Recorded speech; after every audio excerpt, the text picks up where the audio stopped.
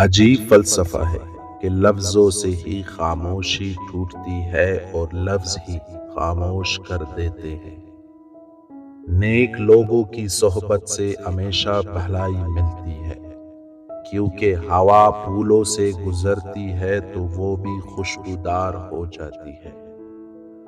دوسروں کے ساتھ زیادہ تر وہ لوگ نیک سلوک کرتے ہیں جو خود بھی مشکل وقت سے گزرے ہوں۔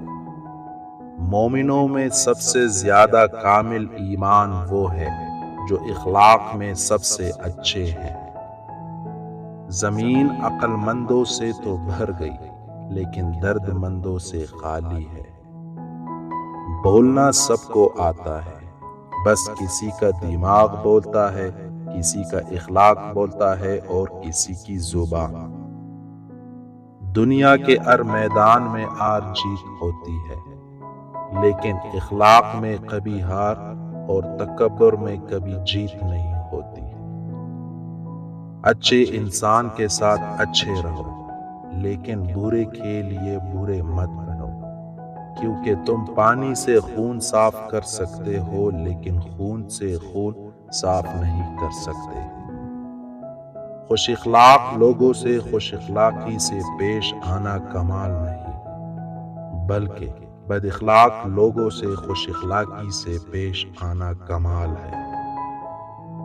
جو انسان جتنا خاموش رہتا ہے وہ اپنی عزت کو اتنا ہی محفوظ رکھتا ہے۔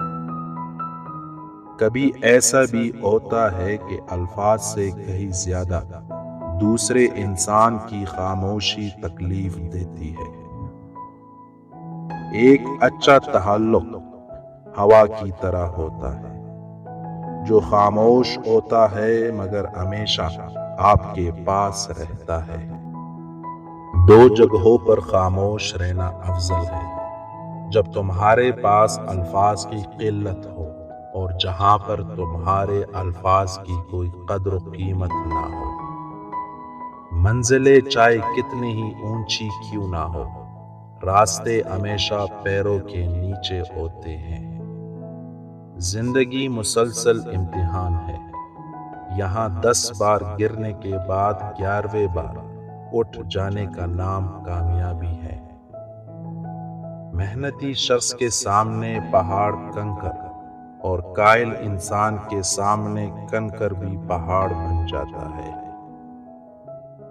ہم زندگی میں ضرور کامیاب ہوں گے اگر ہم ان نصیحتوں پر عمل کر لیں جو ہم دوسروں کو دیتے ہیں۔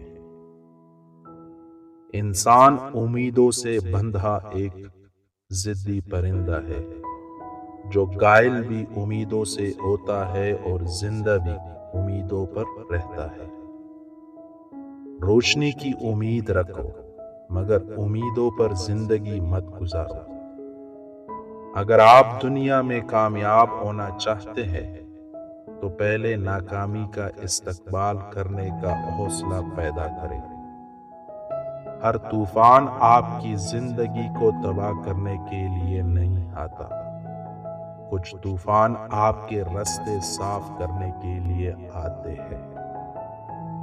اگر راستہ خوبصورت ہے تو معلوم کرو کس منزل کو جاتا ہے، لیکن اگر منزل خوبصورت ہے تو راستے کی پرواہ نہ